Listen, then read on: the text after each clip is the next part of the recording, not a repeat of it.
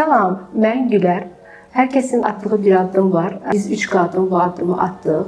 Bizim də artıq səmimi söhbət edəcəyimiz, duyğularımızı bölüşəcəyimiz və bəzən kədərlərimizi bölüşəcəyimiz studiyamız var və biz bu günlərin ilk podkast studiyamızın çəkilişini edirik.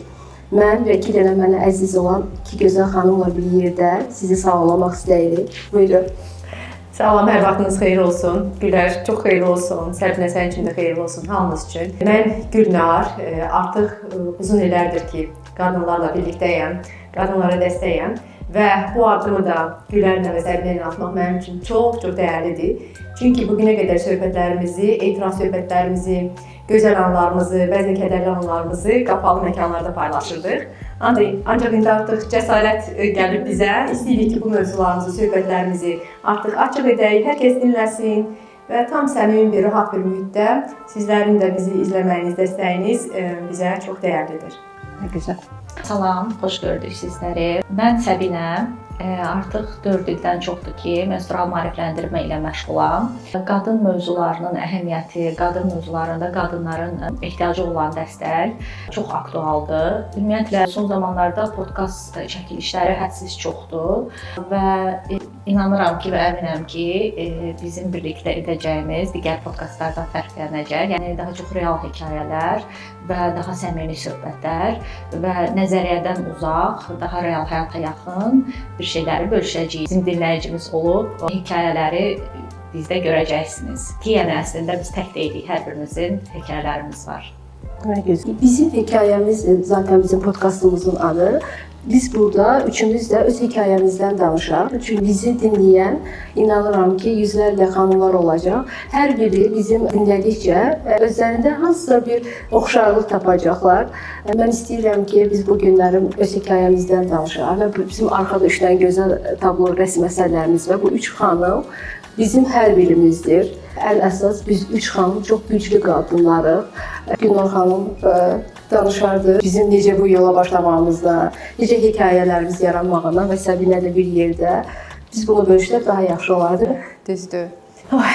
Yadınıza gəlir qızlar, söhbət edirdik ki, nə qoyaq buranın adını və Gülər bir gün səhər qalxdı və paylaşdı ki, elə bu studiyanın adı olacaqdır, bizim hekayələr.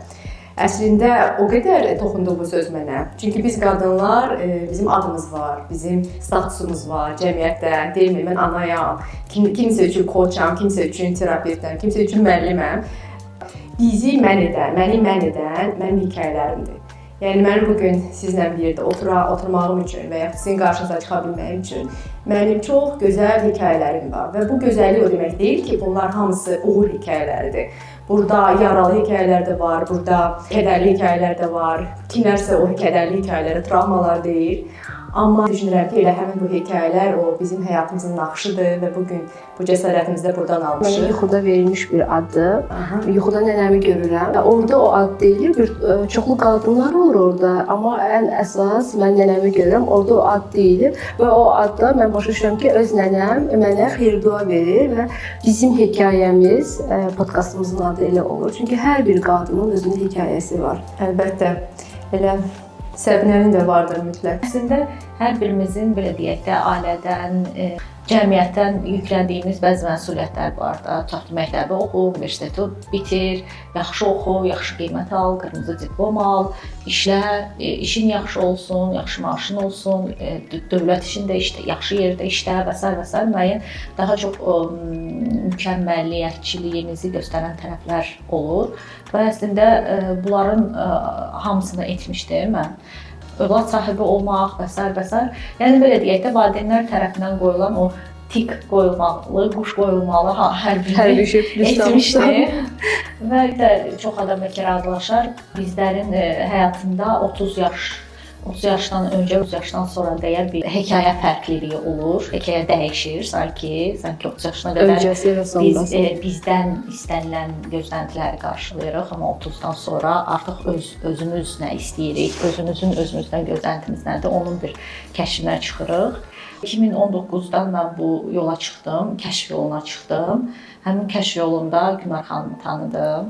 Mandala Qadın Klubunda üzv kimi gəlmişdim və sonradan çox fərqli bir şəkildə münasibətlərimiz inkişaf elədi, fərqli bir formata keçdi.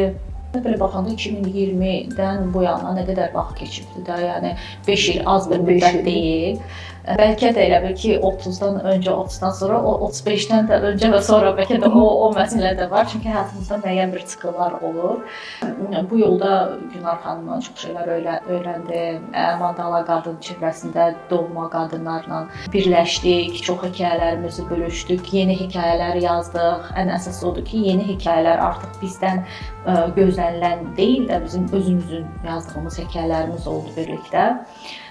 Belə yəni bizim hekayəmiz bizə məxsusdur. Və davam edir bizim hekayələr. Və sanki indi yeni bir levela keçir, fərqli bir auraya, fərqli bir formata, fərqli gözləntilərə deyim. Ya dəyişim bu da göstərir ki, necə hər birimizin inkişaf elədiyini, münasibətin inkişaf elədiyini, hekayələrimizin o remix variantında belə deyək, update olunur, upgrade olunur və bu çox qəşəngdir. Yəni gözəl hekayələr. Nə gözəl. Sonra Bu hələ başlanğıcdır. Mən öz hekayəmi bölüşmək istəyirəm. Necə Günar xanımla Səbinə ilə həyat bizi birləşdirdi. Çox çətin bir perioddan keçmişdim. Hər bir qadın o çətin perioddan keçir və o qədər tək idim ki, ətrafımda mənim tanımadığım, bölüşmək istədiyim hekayəm var idi.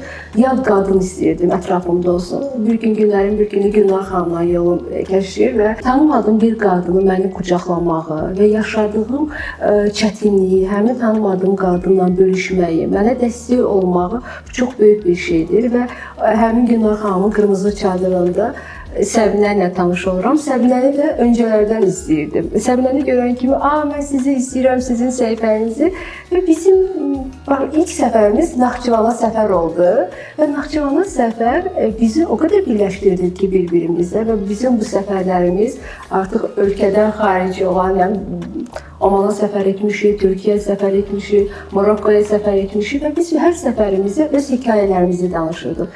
Niyə də ki, bizim hekayəmiz olmasın dedik və biz bunu işıqlandırdıq və hər bir qadının tanımadığı insanla yolun keçməsi, məncə bu mənim düşüncəmdir, çox gözəl bir şeydir. Çünki biz elə şeylər yaşayırıq ki, bəzən onu nə anamıza, nə bacımıza, nə yaxın olan heç kəsə deyə bilmirik. Amma yad insanla doğmalaşma çox gözəl bir şeydir. Buna görə iki dənə gözəl xanımla biz pillə-pillə irəliyirik. Hələ qabaqda bizi nələr gözləyir?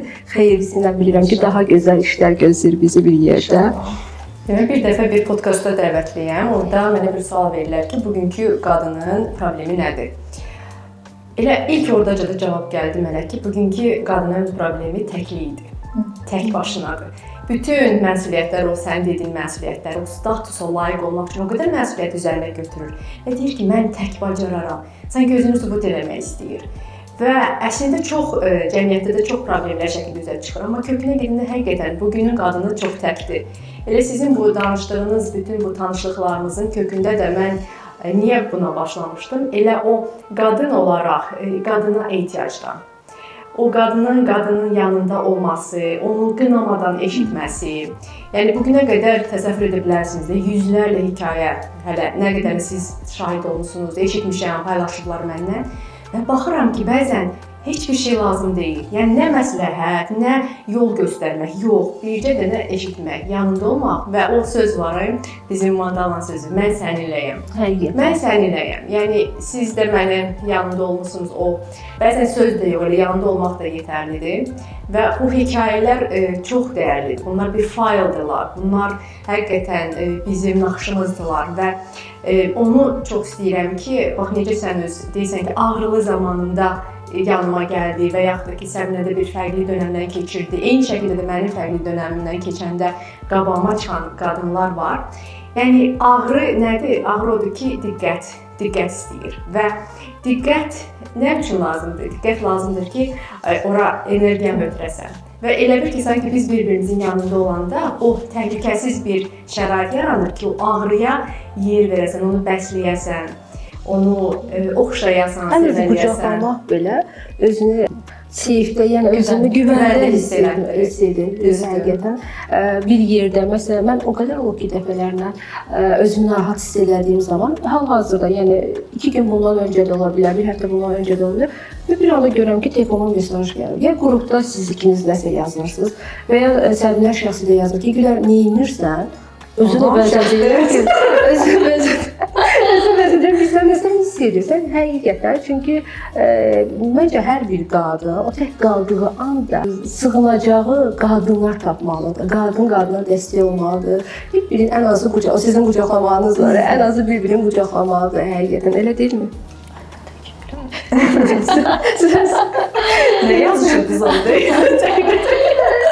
Əlbəttə, çünki bu da məncə o gözləntilər məsələsinə aiddir ki, tutaq ki, deyək ki, anamızdırsa, bacımızdırsa, nə bilim, hansısa başqa statusda olan bir insandırsa, müəyyən fərqli gözləntisi ola bilər, qınaması ola bilər, niyə belə etdin, niyə və sairə gözləntisini qarşılamayan halda qınaya bilər. Amma sən dediyin əslində yad deyəndə, yəni ki, heç bir aralarında gözləntisi olmamaqdır da, daha çox şərtsiz bir şeydir ki, yəni okey, mən sənin yanındayam, sən də mənim yanımdasan, biz bir-birimizin yanındayıq, sənin köməyə ehtiyacın olanda mənim səni hiss eləməyim, bu özü bir, yəni həmin o başqa maneənin olmamasını göstərir də, yəni rahat bir o enerji axınımı deyək buna, yəni necə adlandıra biləriksə, ona görə elə bir yaratmaq, yaymaq çox qəşəngdir ki, ola bilər ki, yəni deyək ki, analarımız, nənələrimiz rəfiqə pis şeydir və s. belə inanclar olubdu axı. Heç kəs sənin podruqan mənə. Hə, podruqa pis şeydir, nə bilim, heç kəs səni məndən çox istəməz. O sənin yaxşılığını ancaq mən istəyə bilərəm.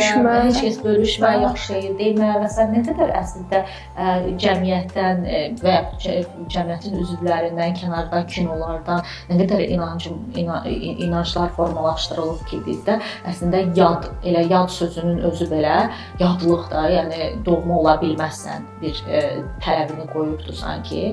Amma demək ki, bu yalanmış. Yəni bəzən bizə yüklənilmiş çox inanclar var ki, okey, onlar da hansısa bir təhlükədən dolayı, onların da öz hekayəsi olub, biz də onları qınaya bilmərik.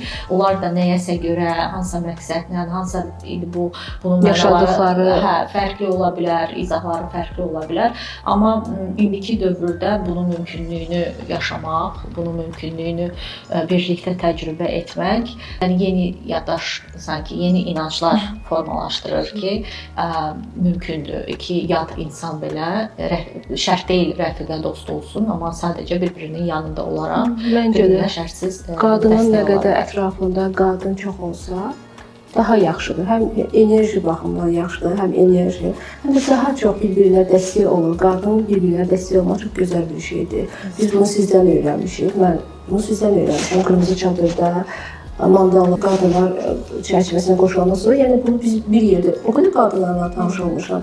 Yəni mən sizin ikinizi tanımadan öncə mənim həyatımda mənə əziz olan bacım var idi. Bacım və anam var idi. Amma indi həqiqətən 2 gün bundan öncə bizim çox gözəl tədbirimiz oldu. O qədər qadınlar gəlmişdi. Hər bir qadınla qucaqlaşmamız, onların bizim yanımızda var olmağı çox gözəl bir şeydir. Həqiqətən mən düşünürəm ki, hər bir qadın bir-birinə dəstək olmalıdır və öz hekayələrini özləri yazmalıdır. Yəni buna qorxmaq lazım deyil, daha rahat, daha səmimi və bizə hər zaman bunu hər bir qadınlara dəstək olacaq. Bizim podkastımızda da indi biz qonağımız yox, amma növbəti çəkilişlərimizdə bizim qonaqlarımız olacaq.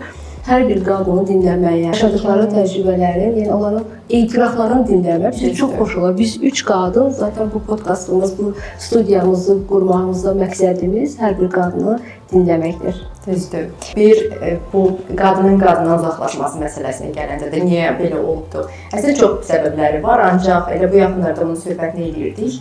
Bu medianın, sonra ümumiyyətlə məlumat çoxluğunun, məlumat çirkliliyinin yaratdığı bir norma var. Uşaqlıqdan yadınıza gəlir, baxırdıq seriallara. Əvvəllər o Braziliya serialları idi da, mütləq intriqalar olurdu. O qadın bir qadından, ay nə bilim, o onun pisliyini istəyir, bir qadından nəyisə oğurlayır. Və sanki elə uşaqlıqda onun norma kimi görürdük televizorlardakı qadının pisliyini istəyər. Sanki yeridilirdi bu bizə və sonda da nə idi? Kim üstündə? Bir kişi üstündə. Qadınlar bir-birlərin saçlarını yolurdular, bir-birlərini quyuq qazırdılar. Və bu da nəyə gətirib çıxarırdı? Bizim bir-birimizlə qadınla rəqabətinə.